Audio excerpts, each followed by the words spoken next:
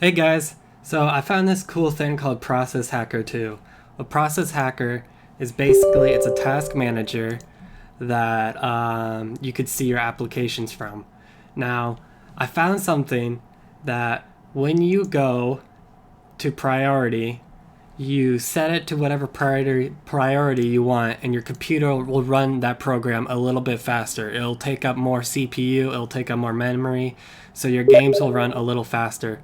This isn't a real solution in making your computer just run faster. This is just a solution to like making your games run a little bit faster if it can. If your computer has the CPU and memory to spare. Now, you want to go to this site, and I'll put it in the description. You go to downloads and you go to installer. We install that, and then we go to our downloads, and then Process Hacker 2.36 setup. We want to run this, and we're gonna go through. We're gonna go through a little process. This process is a little long, and I had to do a lot of tricks to get it going. So what you want to do is you want PE Viewer on, you want plugins on, and I'm not sure which one it needs to have, but I found it in one of these check marks. You don't need these check marked. You don't need any of those check marked. And remember this, and then we'll go to the next step. You want to create a desktop icon. You do want to do this, and you can do this for all users, but it's only me, so I did it for the current user only. This will say something else, but it will say checkmark Process Hacker for Windows startup, like you want to start this up when Windows starts. I have it checkmarked, but since I'm installing again, it gives me the option to remove it. So check mark this if you want, it doesn't really matter. And then don't check any of the stuff right here.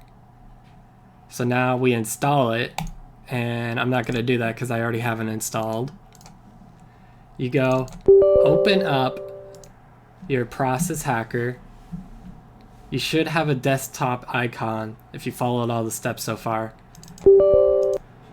I have to do it again because I have it in my little, what is this called? Icon bar. Now you want to go to Hacker Options. Sorry for stuttering. And I want you to check all these on the left side and then just have these two already. So what this does is when I close it or minimize it, it'll just disappear and it will go into my icon. So now it's not in the way.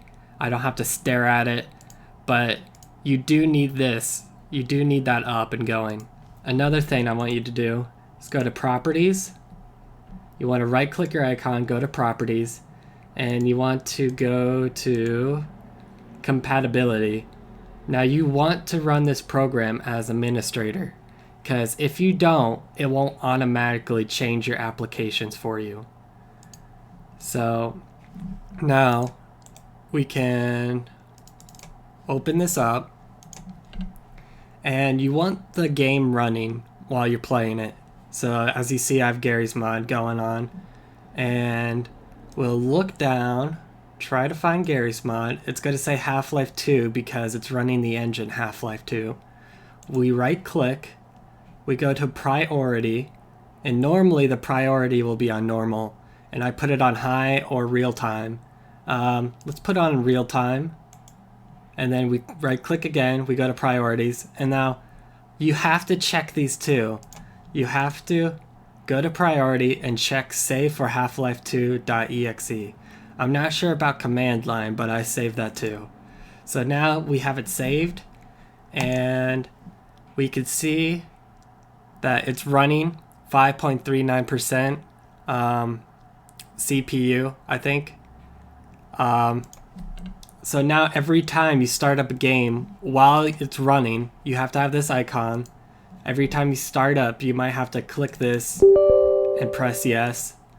But as long as this is open in your icon or it's minimized or whatever, it should automatically put your game on high priority if you turn it up to that. This will make your browser run slower, and